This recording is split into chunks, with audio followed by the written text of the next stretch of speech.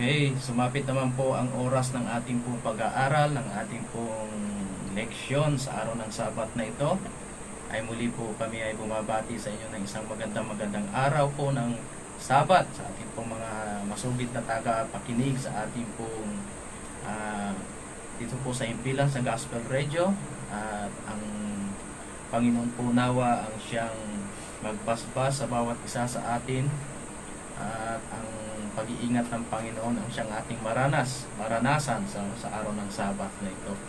At ang pagpapala mula sa kanyang mga salita ay ating pong maranasan, at tayo po ay mapagpala ng ating Panginoon Jesus. Ngayon po mga kapatid at mga tagapakinig, ay ating pong luwalhatiin ng ating Panginoon. At sa oras na ito ng araw ng Sabat ay patuloy muli tayong makapag-aral ang kanyang pong mga banal na salita. At ating pong, ang inyong lingkod ang siya magre-repaso ng ating pong nakalipas na leksyon, ating pinag-aralan ng nakaraang araw ng Sabat. Pero bago po nating umpisahan ang pagre-repaso ng ating pong leksyon, ay tayo muna po tayong manalangin para hilingin po ang paggabay ng ating Panginoon sa ating pong pag-aaral. Mapagpalat mahabagin namin Diyos, kami po ay dumadalangin sa inyong pong banal na harapan.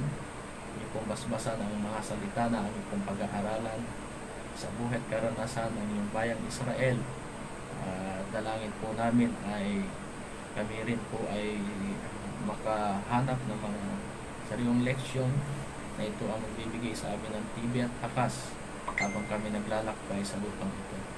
Salamat po sa pag-iingat sa buong magdamag. Salamat din po sa umagang ito na inyong pinagkaloob sa amin, sa kalusugan, sa mga magpatawan nyo rin po ang aming mga pagkukulang sa pangalan po lamang ng Panginoong Jesus. Amen. Ngayon po mga kapatid, mga tagapakinig, ang ating pong leksyon na riripasuhin o muli nating balik pag-aralan ay ang leksyon number 6. Yan. Ito po ay ang paghihimagsik sa Kadis. Ito po ang pamagat ng ating pong leksyon, ating riripasuhin sa umaga pong ito. Ayon po sa susing talata na ipinagkaloob dito sa ating leksyon, sabi po sa mga Bilang Kapitulo 14, versikulo 24, kundi ang aking lingkod na si Caleb, sapagkat siya ay nagtataglay ng ibang diwa at siya ay sumunod na lubos sa akin, ay aking dadalhin siya sa lupain na kaniyang pinaruunan at aariin ng kanyang lahi. Dito po sa talata mga kapatid ay isinalaysay po ng ating Panginoon ang dakilang pangako niya sa bayang Israel higit kay Caleb, na kung saan ay nagtapat na lingkod ng ating Panginoon, na kung saan ay isa siya sa mga 12 espiya, kabilang siya doon sa 12 espiya na pinaroon o tiktik na pumaroon sa lupain ng Kanaan para tignan ang lupang pangako ng ating Panginoon sa kanyang bayang Israel. At nakita dito yung katapatan ni Caleb, at siya po ay pinangako ng Panginoon sa pamamagitan ng kanyang pagtatapat at pagsusunod na kanyang aariin siya at ang kanyang lahi ang lugar na kanyang pinaroonan. Yan po, napakagandang pong pangako mga kapatid. Dito po bilang karagdagang paliwanag sa Patriarchs and Prophets 391, ang sabi po dito, ipinangako ng Diyos na iligtas ang Israel mula sa biglang kapahamakan. Subalit dahil sa kanilang kawalan ng pananampalataya at kaduwagan ay hindi niya na ipakita ang kaniyang kapangyarihan upang pasukin ang kanilang mga kaaway. Kaya dahil sa kaniyang awa ay inutusan niya sila na tumungo sa dagat na mapula bilang tanging ligtas na hakbang. Kaya dito po sa ating karagdagang binasa, tunay nga po na ang Panginoon ay kanyang gagabayan ang kanyang bayang Israel. Ngunit ito po ay may kondisyon. Kung sila po ay lubos at patuloy na nananampalataya at susunod sa mga kalooban ng ating Panginoon, ay ipagkakaloob niya ito. Ngunit kapag sila ay patuloy na sasaway, ano po, hindi sa kanila ipagkakaloob ang pangako ng ating Panginoon. Kaya dito po sa ating leksyon na ating pong rirepasuhin, dito po sa unang subtopic, Sunday, May 3, sabi po dito, spies sent into Canaan, o ang mga tiktik ay isinugo sa Canaan. Alam po naman natin mga kapatid, ayon sa nakalipas nating pinag-aralan, ang pagsugo ng mga espiya o mga tiktik sa lupain ng Canaan ay ayon sa utos po ng ating Panginoon kay Moses, at si Moses naman po ang siyang naghayag sa bayang Israel para pumili sila ng 12 na ito po ay ang mga bawat leader ng kanilang mga tribo. At isa sa mga prominenteng individual na kasama dito sa pag-espiya doon sa lugar ng Canaan ay si Caleb at saka si Joshua. Alam po naman natin kung papaano ipinahayag ng Diyos ang kanyang kalooban upang kanila mismong masaksihan ang lupang pangako. Yan. Kasi ito'y napakatagal na ng mga salita na pangako ng Panginoon sa bayang Israel sa panahunan pa ni Abraham. Ngunit naroroon na sila sa boundary ng lupang pangako. Ngayon ay nais ng Diyos na magpadala si Moses upang kanilang makita ang kagandahan ng lupaing Kanaan na pananahanan na ipinangako ng Diyos sa kanila. Kaya sa puntong ito, ang Diyos at si Moses po ay naghirang ng mga individual, na mga namumuno sa bawat tribo, at sila po ay pumaroon. Ayon po sa instruction mula kay Moses, mula sa Panginoon tungo kay Moses, ay kanilang titignan kung ang lugar ba o mga nananahan doon sa lupain ng Kanaan, sila ba ay malalakas o mga mahihina? Sila ba ay marami o kakaunti lamang? Ang mga tao ba dito ay sila ba ay mabubuti o sila ba ay masasama? At kanilang din titignan kung ang kanilang mga tahanan ba ay tulad lang ng mga tulda o kaya ay ang kanilang tahanan ay nababakuran ng mga matataas na mga bakod. At kanila ding titignan kung ang lupain nga ba ay matataba o kaya ay payat. Ayan. At tingnan din nila kung ang lugar ay maraming puno. Ito yung ilan sa mga kanilang titignan na instruction mula kay Moses na kanilang titignan bahagi ng kanilang pagpunta roon sa lupain ng Kanaan. Kaya ganun po, no?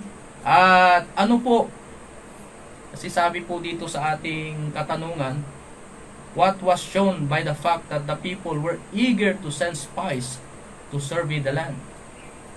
Alam po naman natin na yun po ang utos ng Panginoon. Pero sino po ba talagang, ayon dito sa ating lesson, sino ba yung talagang gustong-gusto? Ano po ang ating patunay na talagang ang bayang Israel ay talagang gustong-gusto nang makita, masilayan kung ano ba ang lugar ng Kanaan? Gusto nila bang mailarawan? Kung ano ba yon? Diba? Kaya nga po nag-send sila ng spies. Pero ang sabi ng bayang Israel, kayo ay magdala ng katibayan. Yon.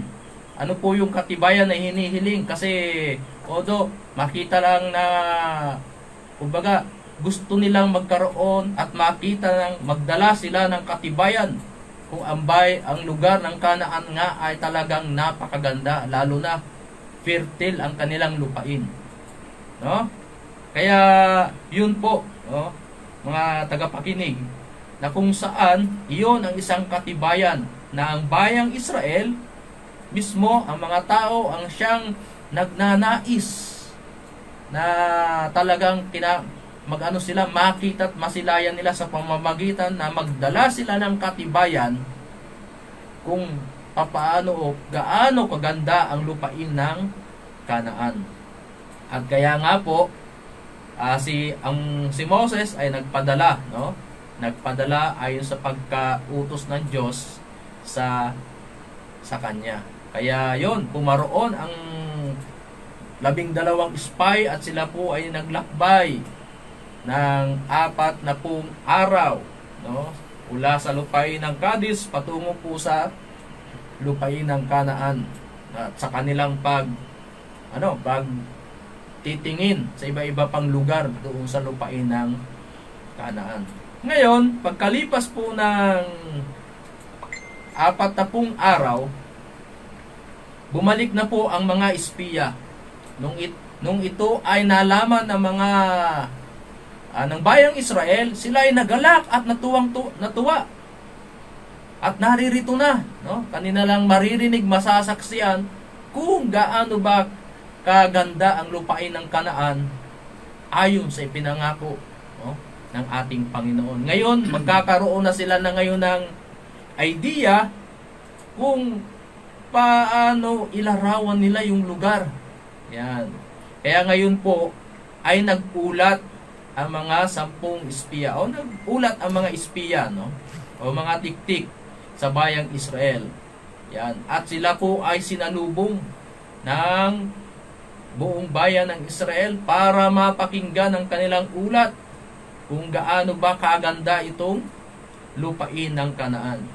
Ngayon sa kanilang pag-uulat, isinalaysay nila na ang mga naninirahan doon sa lupain ng Kanaan, sila po ay malalakas. Sila, yung kanilang tahanan ay napalibutan ng mga bakod na matitibay. At meron ding mga nananahan doon na mga malalaking tao. Yung mga Anakin, children of Anakin, no? Na sila ay matatangkad. At ang lupain ng Kanaan, sabi din po nila ay ito po rin ay matataba.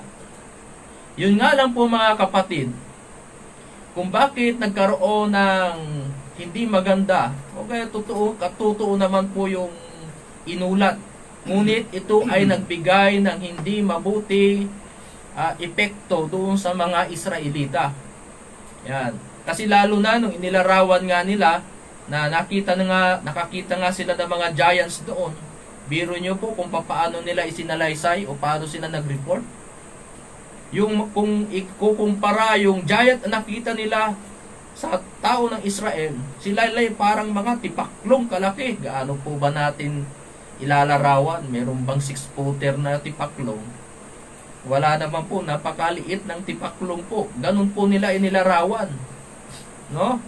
Kung tayo siguro mahina, wala tayong kaalaman sa pakikipagdigma, tapos makikita po natin, ganun ang pagkalarawan. Sino po ba naman ang hindi matatakot para makipaglaban sa mga giant na ito? Sa puntong ito mga kapatid, napanghinaan ng loob ang buong Israel. Ibig sabihin, ang report ng 10 espiya o mga tiktik ay nagbigay ng kawalan ng pananampalataya. Ibig sabihin, sila po ay nagbulong-bulong sa kanilang sarili na hindi posibleng kanilang mapanahanan ang lupain ng Kanaan, no? Tingnan po natin, ating pong basahin dito sa Patriarchs and Prophets, no?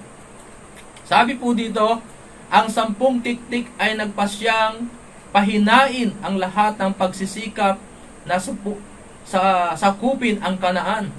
Binaluktot nila ang katotohanan upang palakasin ang kanilang masamang impluensya. Kapag isinuko ng mga tao ang kanilang mga puso sa kawalan ng pananampalataya, ay ipinapaubaya nila ang kanilang sarili sa pamahalaan ni Satanas. at walang mapagsasabi kung hanggang saan niya sila pangungunahan. Kaya sa puntong ito, hindi nagbigay ng kalakasan ng loob ang 10 espiya. Kumbaga doon sa kanilang pag-report sa sambahayang Israel, ito po ay nagbigay ng kahinaan ng loob.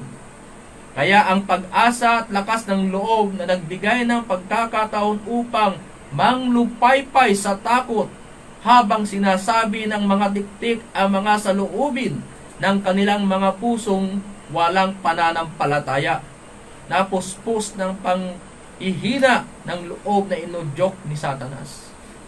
Ngayon po nga nakita po natin yung ginawa, yung pag-report na talagang pahinain. Ibig sabihin, kanilang inuulat sa bayang Israel na hindi nila masasakop ang pinangakong lupa para sa kanila. Yan, sa puntong ito ay ang kaaway na si Satanas ay naroon, inudyukan ang 10 espiya na ito na kung saan pahinain ang loob ng bayang Israel. Pero sa kabila noon, mga kapatid, ating mga tagapakinig, sa kabila noon, nandyan naman po si Caleb at saka si Joshua. Sila po ay tumindig laban sa 10 tiktik. At sila din po ay nagsalaysay ng kanilang mga bagay na mga nakita roon sa lupain ng Kanaan. Tunay nga na ganun po ang pagkasalaysay, at sabi ni Caleb at Joshua, hindi ba natin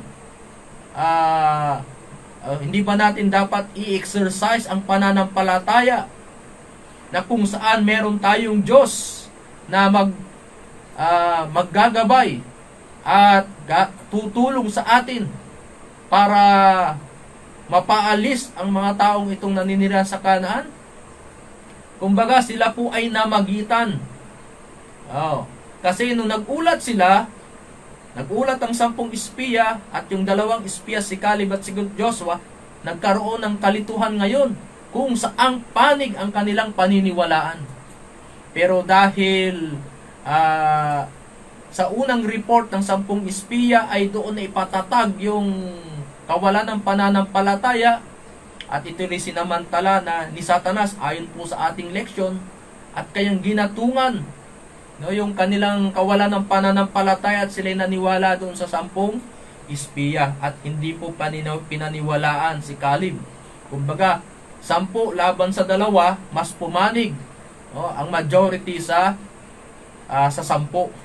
Kaya nagkaroon ng kaguluhan sa araw po na iyon.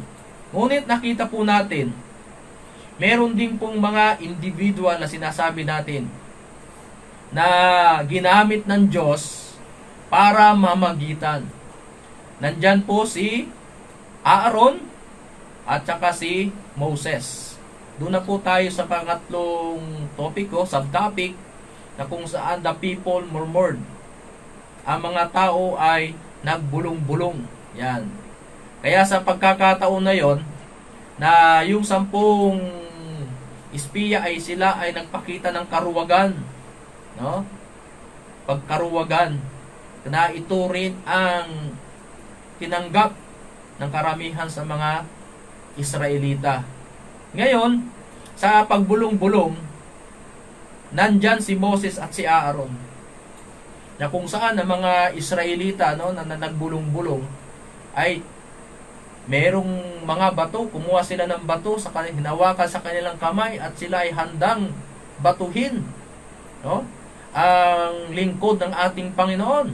Si Moses, si Aaron, kasama si Caleb at saka si Joshua. Pero ano pong ginawa ni Moses at saka ni Aaron? Sila po ay nagpatira pa sa harap ng bayang Israel. At si Joshua at si Caleb ay sila rin po ay namagitan para patahimikin ang nagagalit na mga Israelita. Ngunit hindi po ito talagang naroroon pa rin yung kanilang kagustuhan na gawin yung mga bagay na nais nila. Kaya sa puntong ito, talagang magkakaroon na talaga ng kaguluhan. Papaano po namagitan ang ating Panginoon Diyos? Mga kapatid, papaano po namagitan ng ating Panginoon para patahimikin ang nagagalit o nag-aalam ng mga puso ng bayang Israel? Sa pamamagitan, ang Panginoon ay nagpakita sa kanila, doon sa tabernakulo, sa pamamagitan po ng yung ng apoy, doon sabi daw, the glory of the Lord appeared in the tabernacle of the congregation before all the children of Israel. Kaya noong namagitan ng ating Panginoon, ano po ang nangyari? Itinuloy ba ng mga nagagalit na mga Israelita, kasama yung mga 10 espiya o mga tiktik, na batuhin sila Moses, si Aaron, saka si Caleb, si Joshua, at mga iba pa? Hindi po nangyari, mga kapatid, Hindi po nangyari. Sa katunayan po, ayon po sa ating leksyon, itong mga espiya, 10 espiya, na nagbigay ng masamang report, na kung saan ito ang tanim sa isipan ng mga bayang Israel. Ano pong nangyari nung namagitan ng Panginoon sa pamamagitan ng kanyang pag-appear o pagpapakita sa pamamagitan ng kanyang glory o ng apoy doon sa tabernakulo? Sila ay natigilan, natakot, at sabi po dito sa pagkalarawan ay sa kanilang takot, kanilang hinanap kung saan yung kanilang lugar na kanilang tinitirahan. Doon ganun po ipinahayag dito, inilarawan, parang natakot, nangamba, yumuko, at sila po ay gusto nang umuwi sa kanilang mga tolda. Yan. Nanginig sa takot. Yan. Kaya sa puntong ito, mga kapatid, na nakita po natin yung sa pagbulong-bulong ng mga tao, hindi sila na rumespeto doon sa tinatawag nating mga leader ng kanilang bayan. Ngayon po ay ang Diyos na po ang namagitan.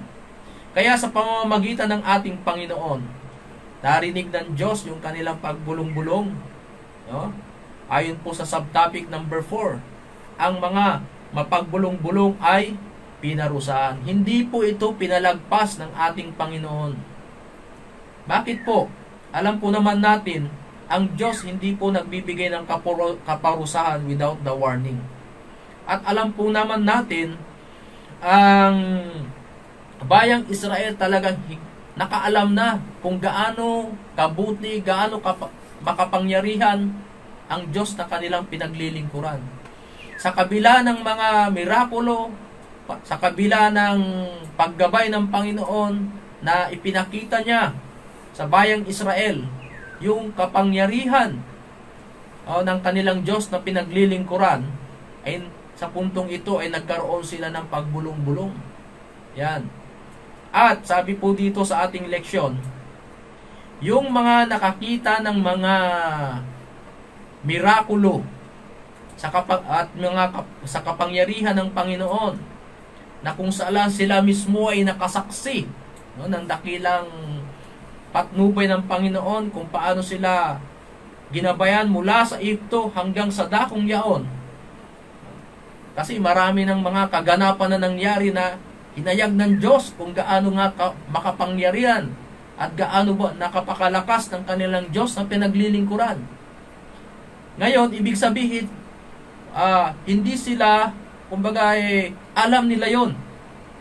Ngayon, nagdesisyon po ang ating Panginoon na simula sa edad na 20 pataas, na kung saan ay nagbulong-bulong laban sa Diyos, sila po ay parurusahan. Yan. Kasama po yung, siyempre, una, yung 10 espiya at mga kanilang na-impluwensyahan. Yan.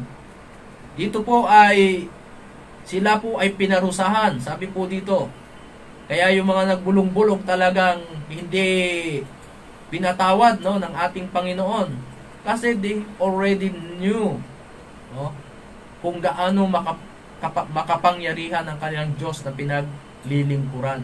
But despite of that wisdom, kanilang nasilayan, ay nagkaroon pa rin sila ng kawalan ng pananampalataya. Hindi man lang nila sinabi na, di bale, totoo man na ganon, ay na ang nakaninira sa Kanaan ay mga ganon. Pero, meron naman tayong Diyos na mas higit na, mas malakas kaysa kanila.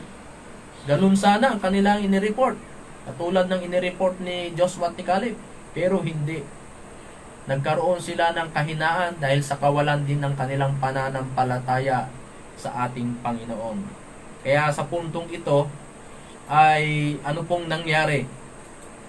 Sila po ay nakaranas ng they were, sabi dito, the 10 unfaithful spies divinely smitten by the plague, perishing before the eyes of all Israel, and in their faith the people read their own.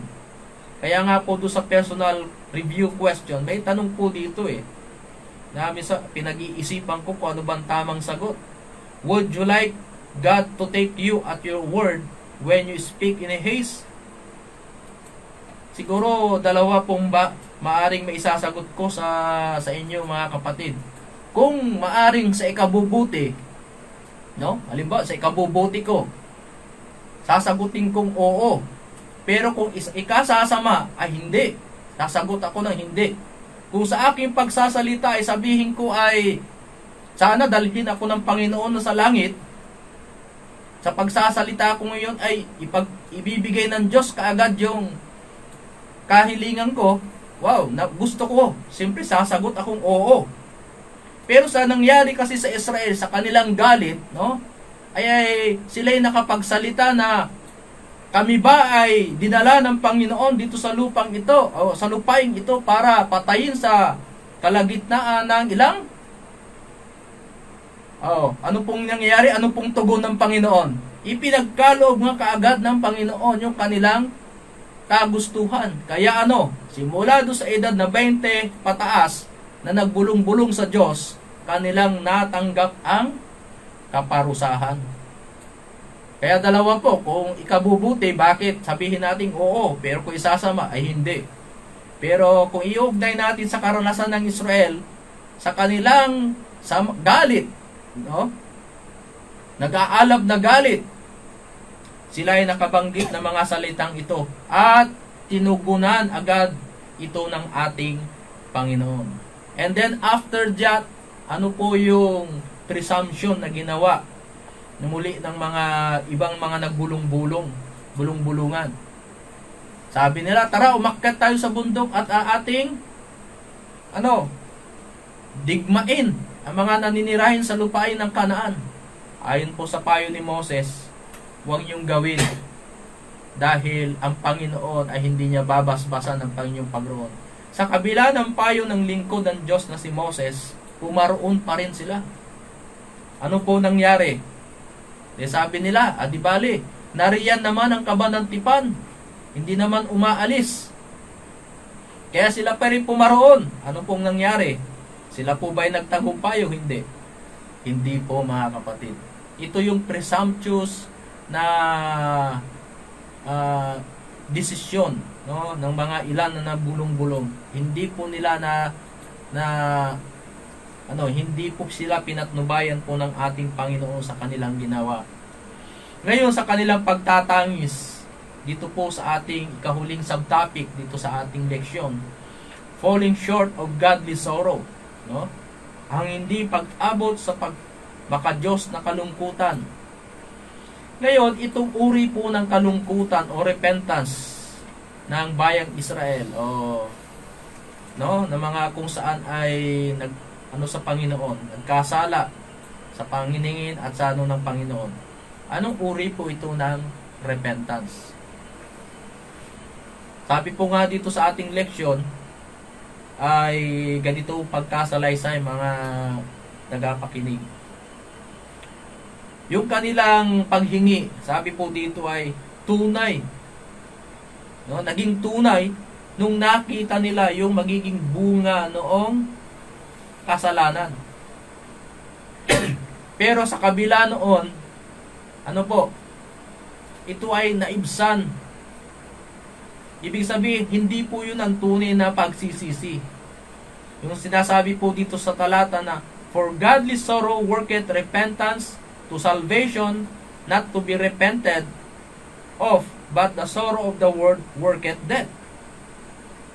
Kaya, isa pang tanong po dito sabi niya, dito sa ating personal review, if I am truly sorry for my sin, what will it lead to in my own life, sa aking sarili? Kung nyari, isa tayo doon sa mga, okay, sabihin po natin, isa tayo doon sa mga lumaban, naghimagsik laban sa Panginoon. Ano kaya, kung talagang totoo tayo nagsisisi, anong dapat nating gawin? Kasi, yung resulta ng tunay na pagsisisi dapat ay may pagkahikayat, doon sa paggawa ng kasalanan. Ibig sabihin, hikayat ka na yung kasalanan na iyong ginawa ay isang kasalanan. Anong gagawin mo? Kinakailangan ay merong bunga ng pagbabago at pagkahikayat, pagpapasakop at pagsunod sa ating Panginoon. Pero sa mga hinatulan, hindi po ganun ang kanilang response. Yan, nagkaroon pa sila ng presumptuous na pagkilos, at yon kanilang naranasan ang walang patnubay, sila ay nausig o namatay. Kaya sa puntong ito, mga kapatid, ano sa atin, sa individual na mapupulot nating leksyon dito po sa karanasan ng bayan ng Israel at sa kanilang paghihimagsik sa Panginoon do sa lugar ng Kadis? Sa atin, alam po na rin natin na ang Panginoon ay lubos talagang nangako sa atin na ating makakamtan ang langit na Kanaan. Pangako po ng Panginoon yan. Ibig sabihin, yung pangako mula sa salita ng ating Panginoon, kinakailangan ay magtapat tayo ron sa pangako na yun. Ano man ang ating maranasan sa araw-araw nating paglilingkod, magkaroon man ng bagyo, tag-araw, o itong pandemic na nangyayari sa ating lipunan, sana yung ating pananampalataya na makamtan, maging kabahagi sa lupok alangit na pangako ng Panginoon sa atin, ay hindi po yun mawala. Lalo na kung napatunayan natin po sa ating buhay na ang Panginoon talaga ay makapangyarihan. Sana po sa mga araw-araw na pagsubok natin, hindi mawala yun. Kumbaga, kahit dumaranas tayo ng pagsubok, nandoon pa rin, lalong tumitibay at tumatapang yung ating pananampalataya sa ating Panginoon. Ganun po sana yung ating magiging karanasan. Kasi ang Israel, kung titignan po natin, sobra naman tong bayan ng Israel.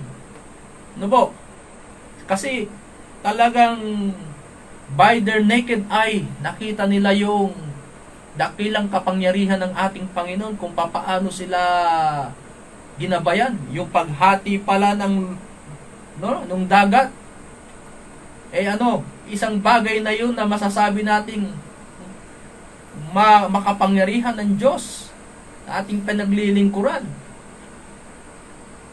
Kumbaga, hindi pa rin ba sapat yung katibayan na yun para mawalan tayo ng pananampalataya?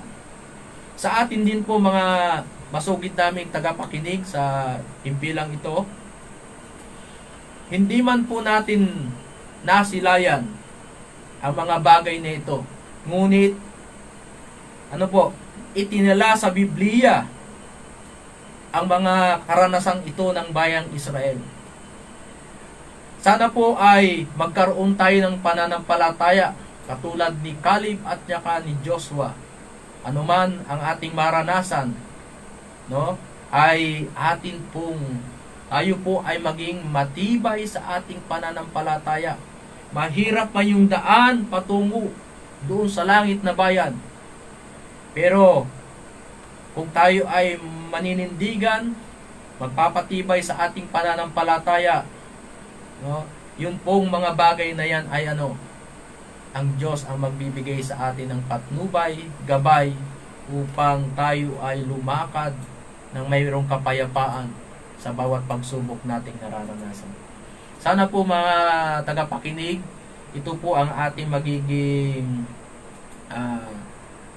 inspirasyon, itong salita ng Panginoon. Ito po ay isinulat sa Biblia, ang karanasan ng Israel para sa ating pong ikatututo.